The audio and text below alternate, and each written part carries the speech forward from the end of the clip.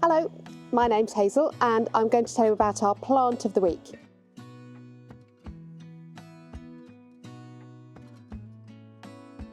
Here we have Dwarf Narcissus, Dwarf Daffodils, and these are just beautiful heralds of spring, and on this lovely sunny day, even though it's a little bit chilly still, they just cheer everything up and glow with the sunshine.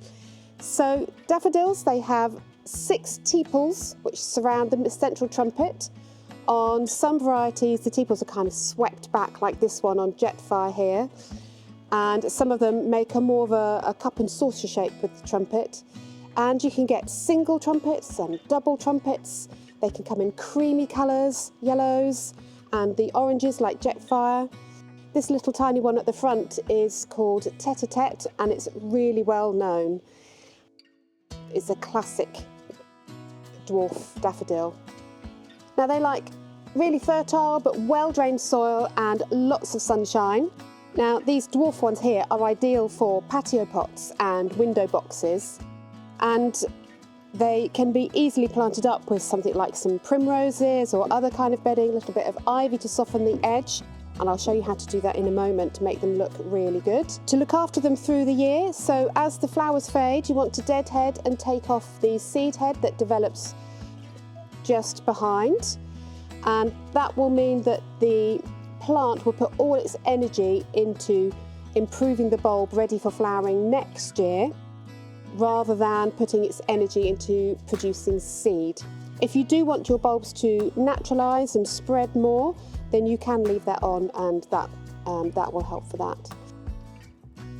If you do plant them into a window box or patio pot, it's a good idea for the second year to find a space in the garden to plant them out.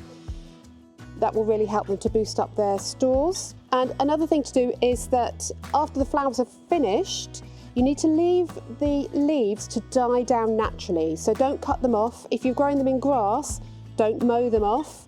They need to die down naturally, because the green leaves will continue photosynthesizing and building up the stores in the bulb. If you cut them all off too early, then the bulbs won't have the energy for next year. If your clump starts to get really big and really thick after a few years, then they may start flowering less. So you might want to dig up the bulb, the clump, and split them up and then separate them out and plant them up to create some more clumps ready for the spring.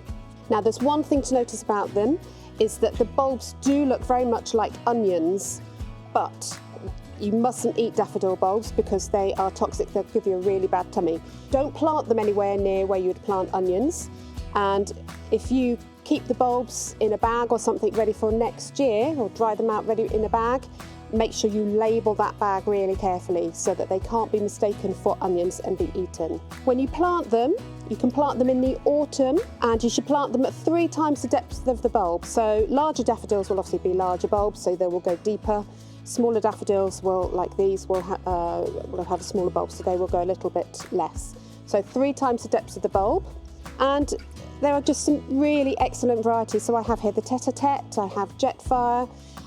We also have some varieties called Minnow, which is a more creamy colour, and Eton Song, which is a really lovely variety as well, but they're not out in flower just yet. So by choosing different varieties, you can actually have daffodils all the way from beginning of March to the end of April.